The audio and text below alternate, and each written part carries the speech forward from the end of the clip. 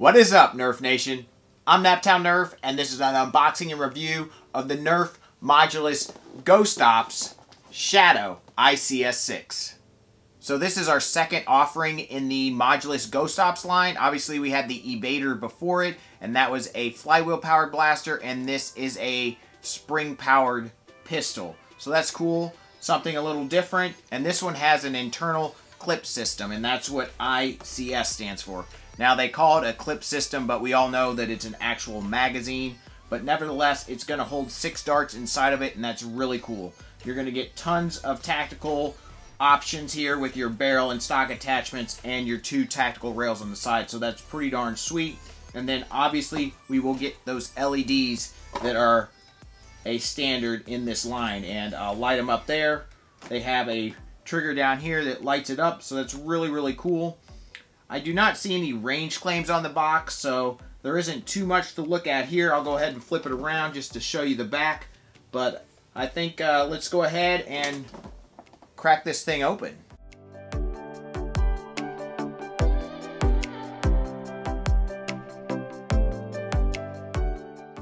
Alright, in the package you get your Shadow ICS-6, a barrel attachment, 6 Modulus darts, and some instructions. Alright you guys, so this is an absolutely massive pistol. It really cannot be used as a sidearm because of how large it is. I mean, it would be very trying to holster this, I guess. You would really want to have to do it to be able to holster this. I'm not saying it's not possible, but it's just not practical. Nevertheless, it is pretty cool looking. The thing looks really cool, especially with the LEDs, and that does even light up your barrel, just like it did in the Evader, so that's pretty cool. This barrel attachment's kind of similar to that. I'm kind of surprised they went with something so similar to that. A little bit different, a little bit shorter, I think. One thing that I found very interesting is they do not have a cover for where you load the blaster, so that's actually probably a good thing in a way because it will allow you to load quickly.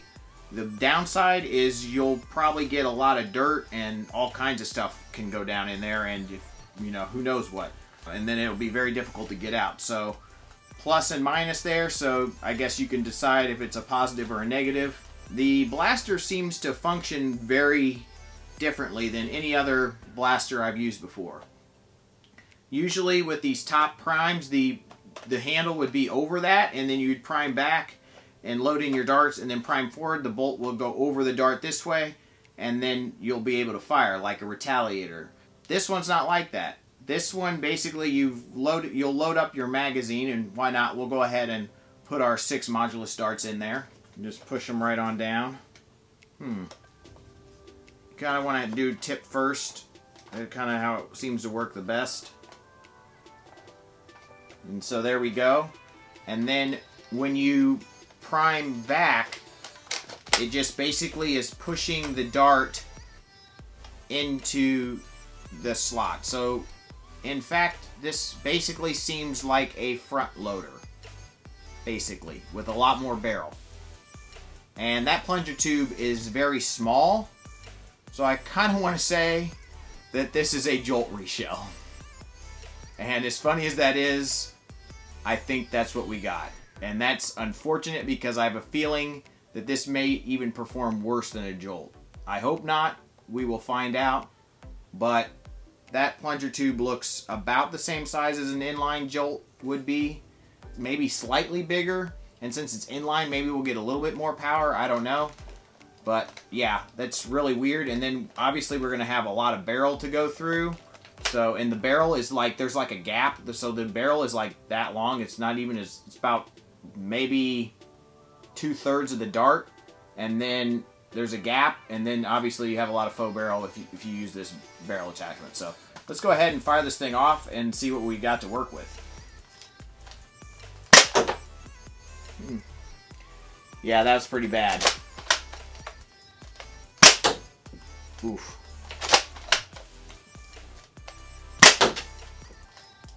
Yeah.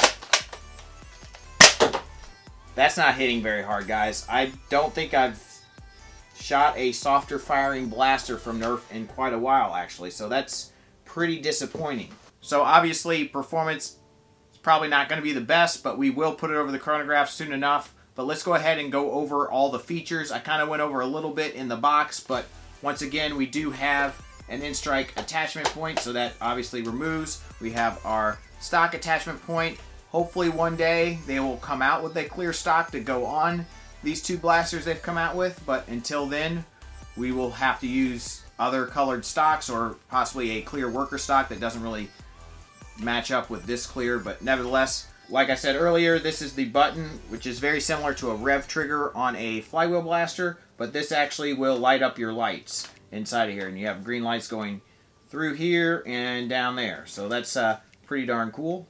We have a sling point down here. We have a tactical rail on the bottom here, which is a very interesting place. We have one underneath here, and then obviously the two on the sides. And I really do like the transparent orange with the transparent clear. I think that just looks really, really cool. So definitely props on looks on this blaster. Now, it is obviously very big, and I want to do a quick size comparison to kind of give you an idea of how large this blaster is. So this is the Shadow, and this is a Strife. And yes, guys, the Shadow ICS-6 is bigger than a Strife. And that is pretty crazy. A pistol, per se, with an internal 6-round magazine is larger than a Strife that could possibly be a primary if modded correctly. And let's go ahead and compare it actually to the Evader as its kind of its counterpart. Evader, which is a fairly large blaster. Shadow ICS-6. It's pretty close to the same size. I mean, it's not much smaller, and that is pretty crazy. I mean, if we take off the barrel attachments, there you go. It's just basically the in-strike nub shorter than the Evader. So that's pretty crazy, I think. So while we're here, we'll do a quick comparison of the barrel attachments that are very similar. Obviously, they look the same pretty much, except for some cosmetic details. This one has some cool cosmetics on the sides, but it's basically the same, just a little bit shorter. The diameter of the barrel looks very similar. It is fairly wide. Actually, this one might be a tad bit wider. It's kind of hard to tell. This one might actually be a tad bit wider internally than this one, so that'll be a good thing. I do like this a lot. I think this is cool, but not a whole lot different. So I grabbed my Chrono barrel here, and we're going to go ahead and see how that looks. That looks pretty cool. I mean, the Chrono barrel is just really awesome. I really like that a lot. We will go ahead and turn this on and see what kind of FPS we're getting from the Chrono barrel, and then we'll compare that to my chronograph here in a second.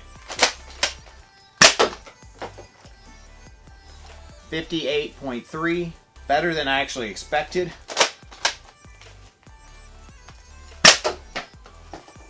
55.2. So we'll compare that to my chronograph, and we'll see how those compare. So without further ado, let's go ahead and put it over the chronograph. Why don't we? Alright, you guys, sorry about the indoor close quarters setup here without a range, but there's lots of snow on the ground, so it is what it is. So let's go ahead and put some shots over the chronograph with the barrel on, and then I'll take it off, and then we'll throw some different darts in here and whatnot. So here we go. 52.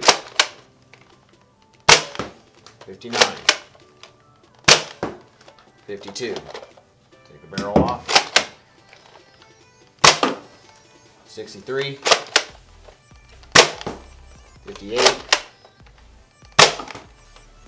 59. Alright, we'll go ahead and shoot off 3 AccuStrike darts, followed by 3 AccuFake darts.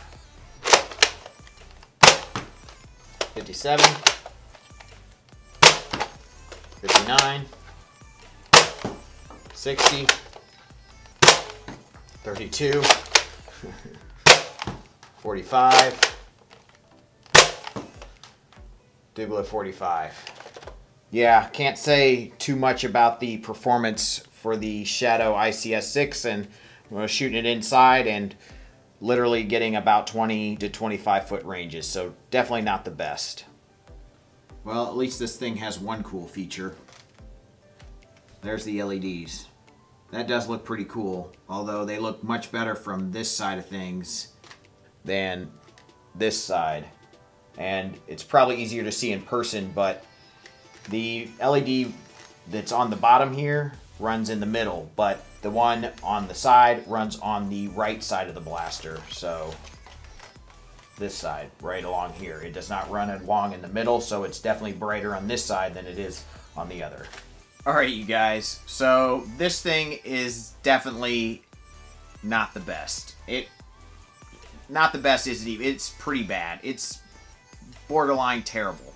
It's basically an auto-loading, front-loading jolt that will auto-load 6 darts, basically. Also, the fact that they have this nub up here makes it pretty difficult to load darts in there quickly and without messing up your darts. So you really have to load the tip in first and then kind of seat it in there, and to do that fast in gameplay isn't gonna be super easy. So that's not the greatest. There isn't a ton of mod potential with this blaster given the plunger tube size and the internals inside of it. I mean, it's just pretty bad, and very disappointed in NERF to come out with something that is a really, really large pistol. This thing is massive and should have a lot more potential, you know, out of the box. It should have more performance, and it should have a lot more potential mod-wise. But, you know, I know NERF doesn't really care about modders, but this should definitely be shooting 70 FPS, no question. I mean, that is ridiculous that it's only shooting maybe 60 FPS and getting about 25-foot ranges at best. I mean, it's pretty bad. I don't think I've shot something that's gotten worse ranges in quite a while. So, yeah, I mean, it looks cool. I really do like the look of the blaster, and if you want a massive pistol that looks cool, then this might be your blaster. But other than looks, this is just not great. And one thing mod-wise that I thought would be really cool to do to this is, if you're not familiar, somebody in the NERF community modded a Recon and put flywheels inside of it, and so we have this really cool small flywheel setup that could possibly work in this blaster with probably some modification and you know, doing some different things, but putting tiny little flywheels up in here could be really cool. Keeping the internal